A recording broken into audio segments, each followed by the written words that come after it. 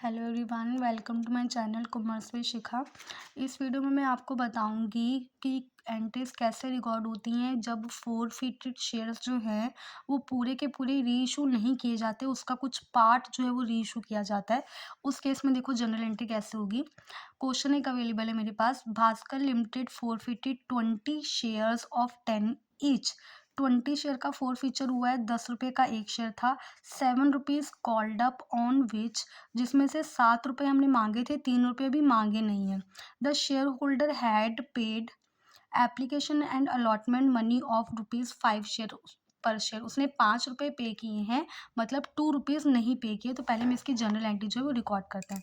तो इसकी entry record होगी share capital account debit to share forfeiture account to share. अब यहाँ पे उसने बताया नहीं कि उसने पेमेंट किस चीज़ की नहीं की, तो मैं यहाँ पे लिख रही हूँ to share call in arrear account. Clear. अगर उसने लिखा होता कि उसने फाइनल कॉल नहीं दिए तो मैं यहाँ पे टू शेयर फाइनल कॉल लिख लेती या टू शेयर फर्स्ट कॉल लिख लेती। तो उसने बताया नहीं है तो मैं डायरेक्ट कॉल इन एरिया लिख रही हूँ। अमाउंट देखो कैसे रिकॉर्ड होगी। नंबर ऑफ शेयर्स 20 है, कॉल्ड अप के साथ शेयर कैपिटल में मल्टीप्लाई होता है तो ये 20 × 7 आएगा। फोर फीचर में वो अमाउंट आता है जो वो पे कर चुका है।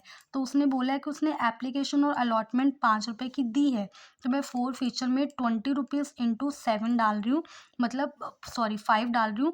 तो उसने 5 रुपीज़ जब पे किए हैं, दैट मीन्स उसने 2 रुपीज़ जो है वो नहीं पे किए हैं। तो अमाउंट देखो 140, 140 रुपीज़। क्लियर। अब उसके बाद क्वेश्चन को आगे रीड करते हैं, फिर वो क्या कह रहा है। आउट ऑफ दीज 15 शेयर्स वर री इशूड। 20 शेयर फॉरफिट किए थे पर री इशू सिर्फ 15 हो रहे हैं।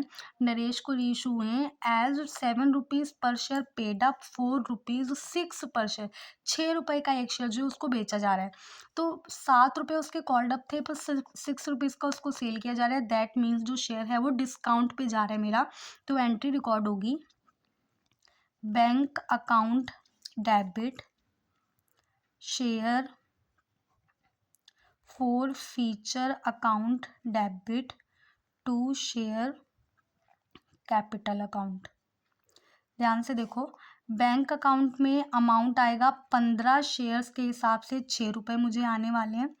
और उसके बाद प्रीमियम यहाँ पे फोर फीचर में डिस्काउंट का अमाउंट आएगा 15 शेयर इंटू 1 रुपीज़, और 15 × 7 जो है मेरा यहाँ पर रिकॉर्ड होने वाला है। तो 15 × 6 जो है देखो वो मेरा यहाँ पर आएगा 90 रुपीज़, और यहाँ पर आएंगे 15 रुपीज़, और इन दोनों को प्लस करके मतलब 15 × 7 जो है वो मेरा 105 यहाँ पे रिकॉर्ड होगा। अब देखो एक फोर फीचर ये है, एक फोर फीचर ये है।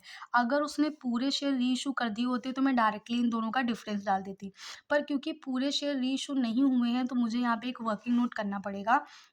वर्किंग नोट देखो, मैं फोर फीचर का अमाउंट निकालूंगी। फोर फीचर अमाउंट, इसके लिए एक फॉर्मूला लगेगा हमारा। देखो forfeiture amount of forfeited shares divided by number of forfeited shares into number of reissued shares. मतलब जो फोर फीचर का अमाउंट है उसको number of forfeited share से डिवाइड करना है और फिर मल्टीप्लाई करना है जितने शेयर री इशू किए गए हैं। तो अमाउंट देखो कितना आएगा, 100 डिवाइडेड बाय 20 इंटू 15, ये अमाउंट आ रहा है 75। इस 75 को इस वाले फोर फीचर से माइनस करना है। जो डिफरेंस होगा वो हम ट्रांसफ़र करेंगे कैपिटल रिजर्व में।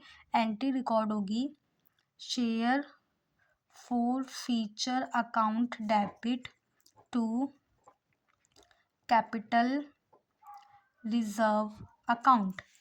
देखो ये 75 माइनस 15, ये आ रहा है 60 रुपीज़ मेरा यहाँ पर ट्रांसफ़र हो जाएगा। ठीक है, अब इसको हम ऐसे पढ़ सकते हैं कि देखो 100 रुपीज़ अगर अमाउंट है 20 शेयर्स का, तो 15 शेयर्स का कितना होगा। इस तरह से इसको 75 निकाल के इस फोर फीचर को, मतलब इस अमाउंट को री इशू वाले फोर फीचर के अमाउंट के साथ माइनस करना है, और difference will be transfer to the capital reserve account. Thank you, I hope आपको ये समझ में आया होगा।